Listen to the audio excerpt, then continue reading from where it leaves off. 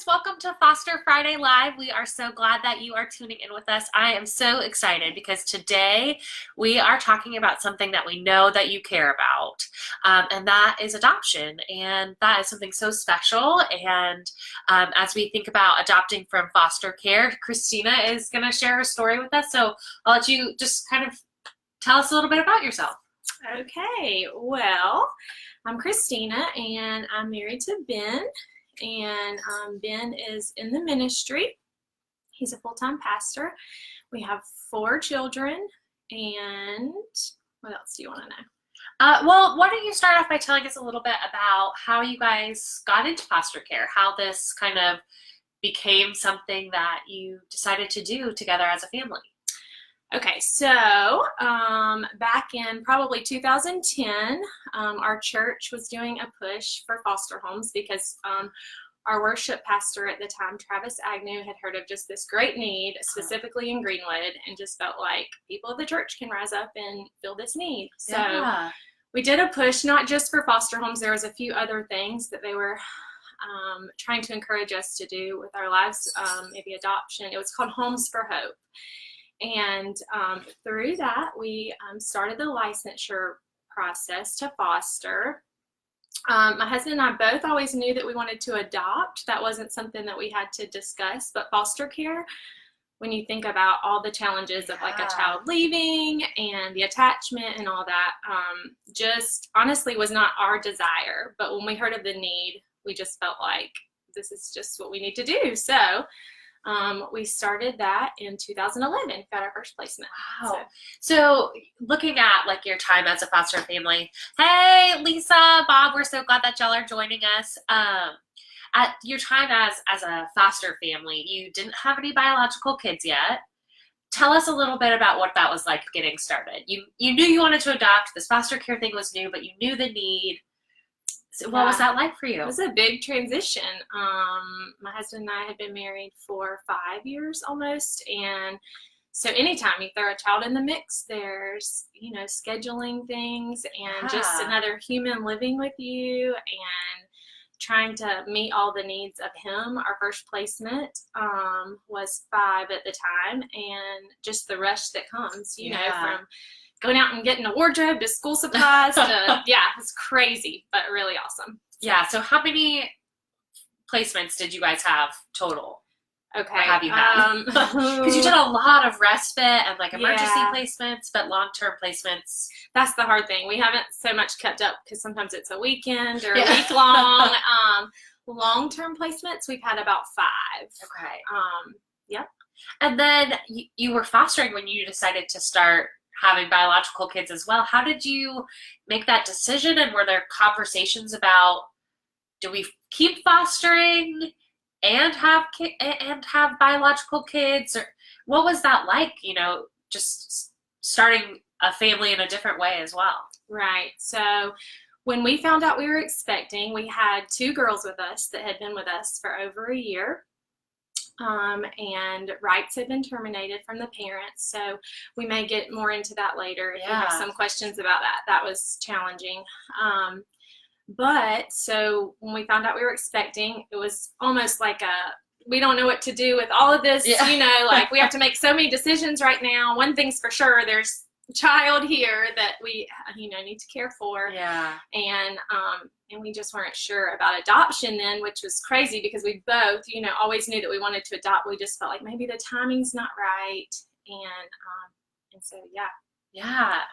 So you have kind of been doing the biological children and fostering and adoption all at the same time. And is that overwhelming? Is it hard? Is it just a bunch of kids and you're loving on all of them? What has that been like for you to kind of navigate those different things? So my personality, I really thrive in chaotic situations. So like it's always, I was one of 4, just the more the merrier. So it has, and honestly, and you never have just 4. Anytime I see you have a couple more kids added in, right? At least have one extra usually, because that's what I tell my husband. Like I say, like we're already going. Why not bring somebody else? You know, give another parent a break. But one thing is we knew we wanted to teach our biological children, like, the world does not revolve around you as much as we love you. Yeah. And so it's easy. That's a temptation, and it has been, because I adore my children. Like, we've got enough going on with ours, and just kind of put that need on hold. But honestly, like, this life is more than just about us, and we want to teach that to them for sure. So yeah, it's always just felt kind of natural to have a little bit going on extra. So you knew that you wanted to grow your family through adoption as well. And we talked about these 2 sweet little girls that were with you. And tell us about that. Was adoption considered, or, once those parental rights were terminated? Yes. That is a deep, deep part of our story.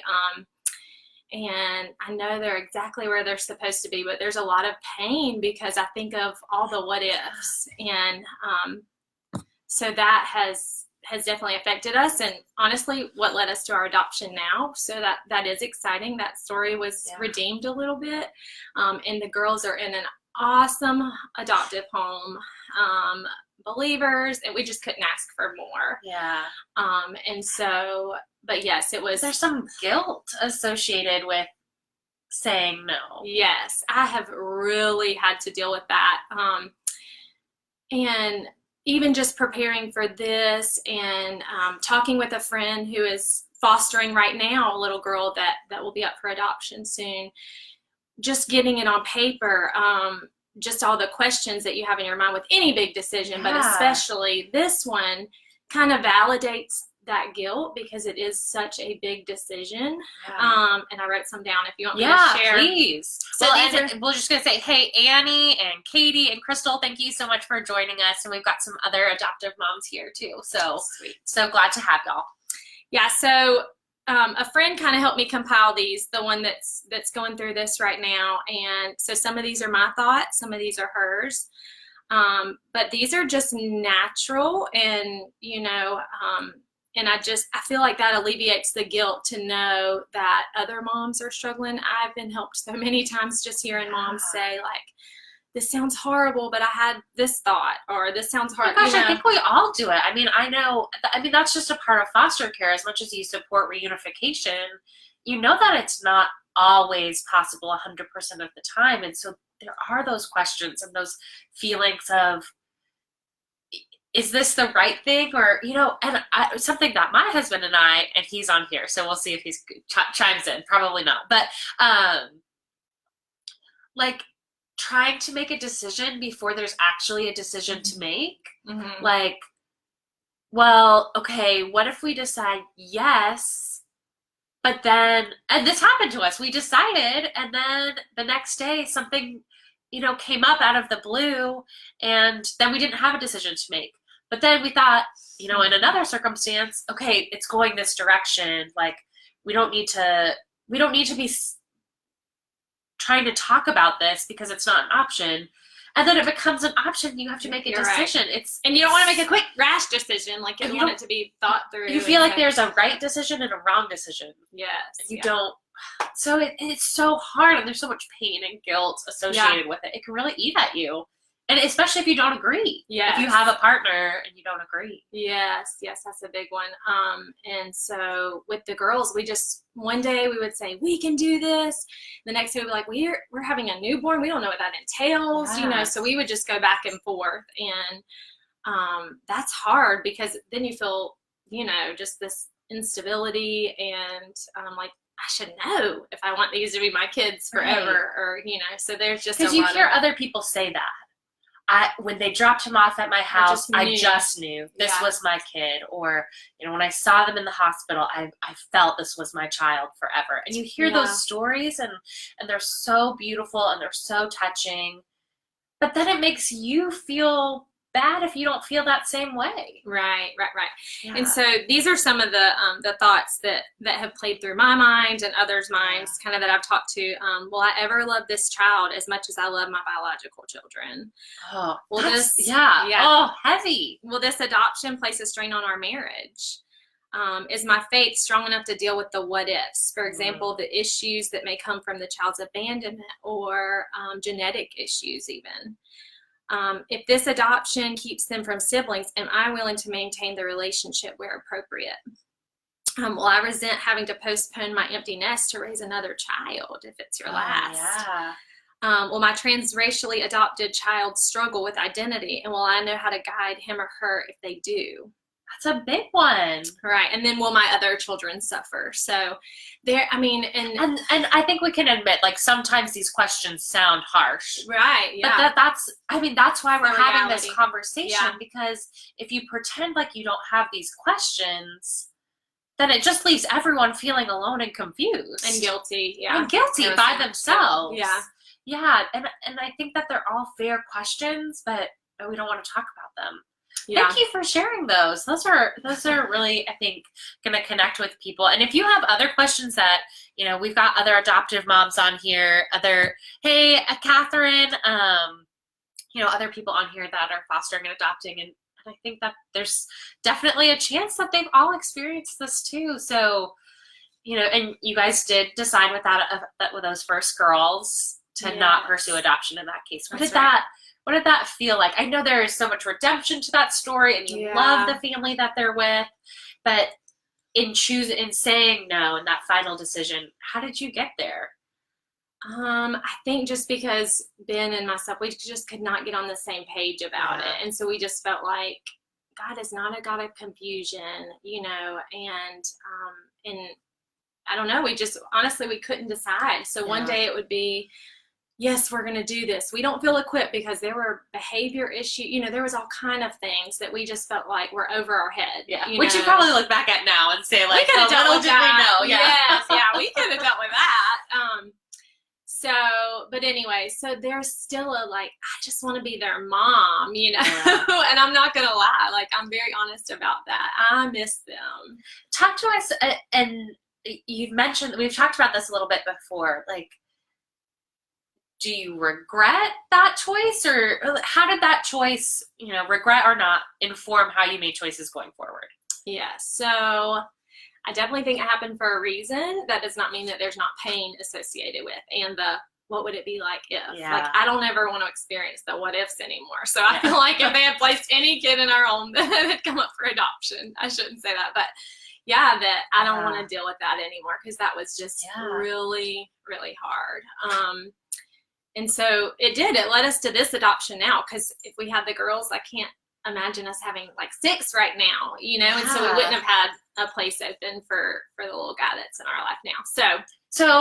So talk to us about saying yes to this adoption. You had fostered for many years. You had 2 young boys. You became pregnant with your 3rd biological child, and in the midst of all that, you said yes to an adoption. Tell us a little bit about how you got there.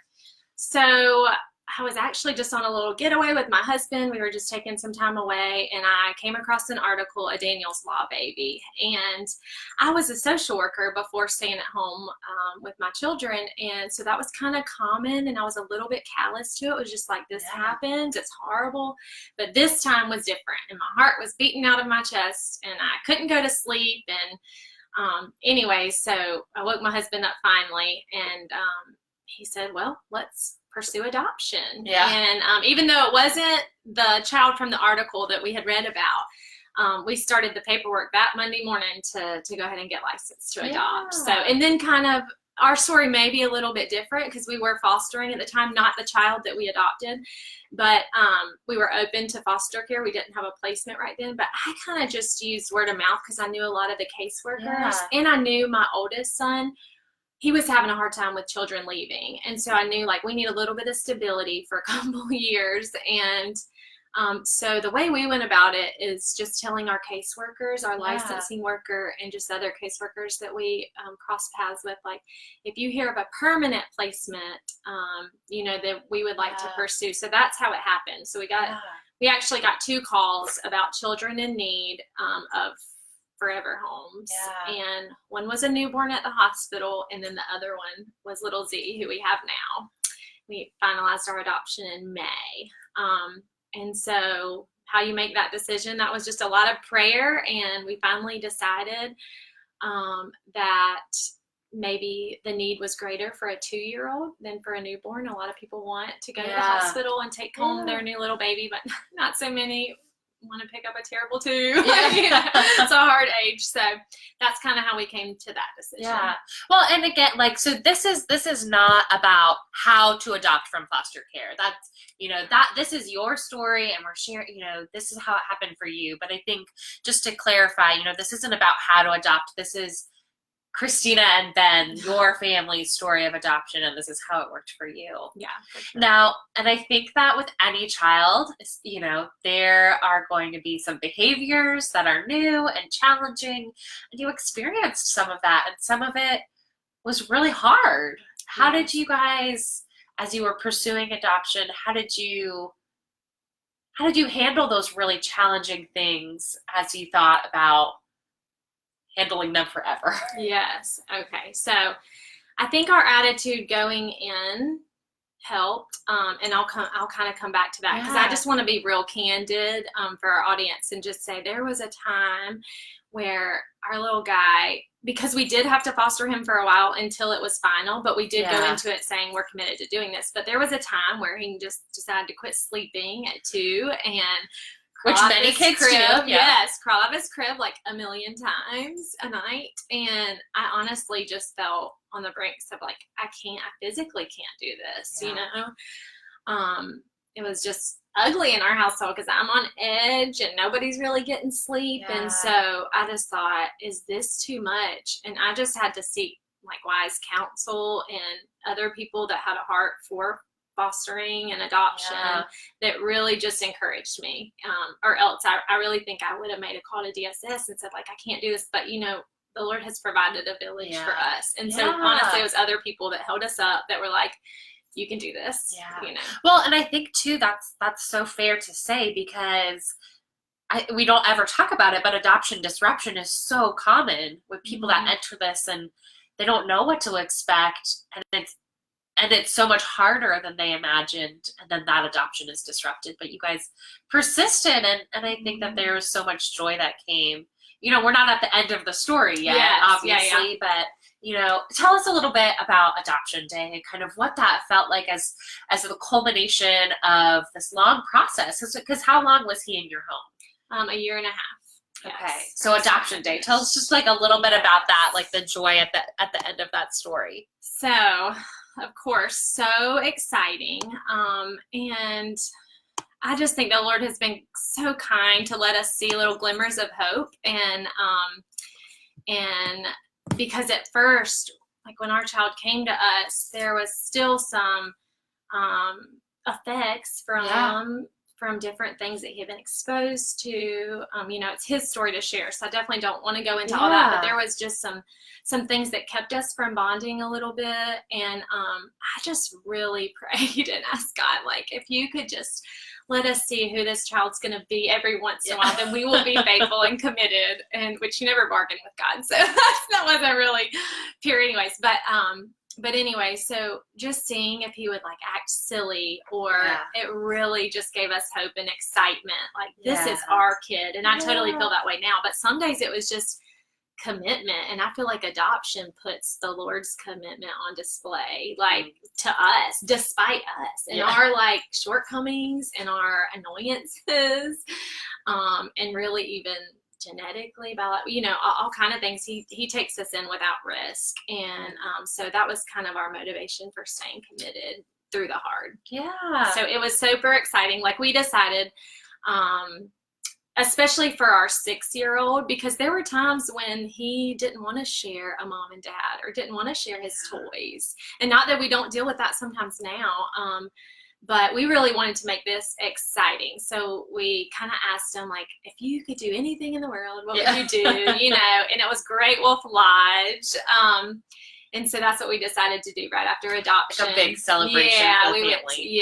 So we went to if you're not from here, just an indoor water park in Charlotte, North Carolina. And we had the best time celebrating. And so he would go around and tell everybody his full name, our 3-year-old at the time that we had just adopted. So, that's awesome. It was fun. And I'm sure there was just so much pride and joy in that. you know, especially after some struggles and some pain and some, you know. Yeah. It's every day. It's still I think I told Kaylee, like, there's, I have a friend that adopted, and she'll put a hashtag after a sweet picture, and she'll say, could have missed this, which is so, like, I have that thought once a day as I get to see him grow and mature and loving on his brothers and his sister. He adores his baby sister. So there's just been so many sweet rewards that we were committed to, even if we didn't get them. So it's just icing on the cake. It's so sweet. So as we kind of wrap up, and we're running close on time here, what would be one piece of advice you might give a family that was just even thinking about adopting a child that was in their home, or just adopting from foster care in general? Ooh, I think just not throwing in the towel when the going gets tough, and like my parents just always taught me, you don't quit on a bad day. And so I think there's an easy button always with foster care, and even with adoption, because they do come to your home before you finalize. So I feel like you can always say, this is just too much, but I just tried to wait it out when I was having those thoughts and not be run based on my feelings. If that makes sense. I mean, that's that we want the easy. So, and it's so not there with your biological children. You don't have that, like, I can give them back, or, you know, like, that sounds horrible. But I think that would be mine, like, just to stay committed. And if that means you need respite care, that's one thing we did not do early on, and I regret it. We never took breaks. We felt like we have to be able to do this, and that is so not true. And the truth is, our children come with special needs that sometimes are draining, and it is okay to get a break. Well, thank you so much, Christina. And I thank you all for joining us. We're so glad to have you here. If you have more questions for Christina, hopefully she can come back and answer them some in the comments. But we are so glad to have you with us, and we will see you next week. Bye.